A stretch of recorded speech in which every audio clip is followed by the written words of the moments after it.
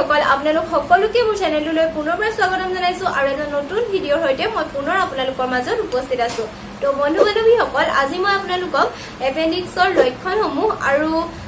কি বস্তু খালে এপেণ্ডিক্স হোৱাৰ চান্স থাকে সেই বিষয়ে কম বুলি ভাবিছো গতিকে ভিডিঅ'টো অকণো স্কিপ নকৰিব সম্পূৰ্ণকৈ চাব ফ্ৰেণ্ডছ সকল বৰ্তমান সময়ত প্ৰায় মানুহৰে এই বেমাৰ হোৱা দেখা যায় গতিকে কি মানে ইয়াৰ কেনে ধৰণৰ লক্ষণসমূহ থাকে প্ৰথম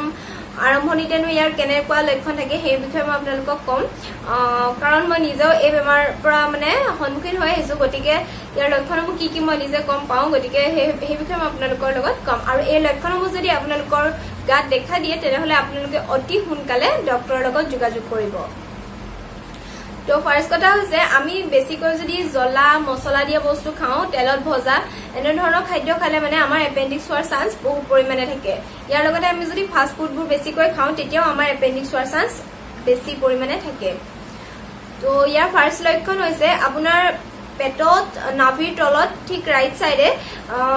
বিষ হ'ব পাৰে বিষটো কেতিয়াবা কমিব পাৰে কেতিয়াবা বাঢ়িব পাৰে মাজে মাজে আপোনাৰ যদি বিষ হৈ থাকে তেনেহলে আপুনি আওকাণ নকৰিব অতি সোনকালে ডক্টৰৰ লগত যোগাযোগ কৰক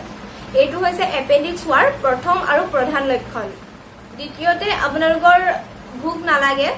এপেণ্ডিক্স হৈ থাকিলে আপোনালোকৰ একো বস্তুৱে খাবলৈ মন নাযায় কাৰণ এই সময়ত আপোনালোকৰ মানে খাদ্য বস্তু দেখিলেও বমি আহিব পাৰে এইটো হৈছে সেকেন্ড এণ্ড থাৰ্ড লক্ষণ কাৰণ বমি আহিব পাৰে হয়তো বমি কিছুমানৰ ক্ষেত্ৰত নাহিবও পাৰে কিছুমানৰ বমি আহিব আৰু এটা প্ৰধান লক্ষণ হৈছে জ্বৰ উঠিব পাৰে কাৰণ আমি যদি কৰবাত দুখ পাওঁ বা বিষাই তেতিয়া আমাৰ জ্বৰ উঠে ন গতিকে এই বেমাৰটো হলেতো আমাৰ পেটত বিষ হৈ থাকে গতিকে জ্বৰ প্ৰায় উঠি থকা দেখা যায় ইয়াৰ বাবে আপোনালোকে দৰৱ খালেও জ্বৰ ভাল নহয় আৰু মাজে মাজে জ্বৰ উঠিয়ে থাকে সো আপোনালোকে যদি নিজৰ গাত এই লক্ষণসমূহ দেখা পায় তেতিয়াহলে অতি সোনকালে ডক্টৰৰ লগত যোগাযোগ কৰক কাৰণ এইসমূহ আমি আওকাণ কৰাটো উচিত নহয় তো ফ্ৰেণ্ডছ সকল এইটোৱে আছিল মোৰ আজিৰ ভিডিঅ' যদি মোৰ ভিডিঅ'টো ভাল লাগিলে তেনেহলে লাইক কমেন্ট শ্বেয়াৰ কৰিব লগতে কাষতে থকা বেল আইকনটো প্ৰেছ কৰি দিব আৰু মোৰ চেনেলটো সাবস্ক্ৰাইব কৰিবলৈ নাপাহৰিব তো পিছত লগ পাম এটা নতুন ভিডিঅ'ৰ সৈতে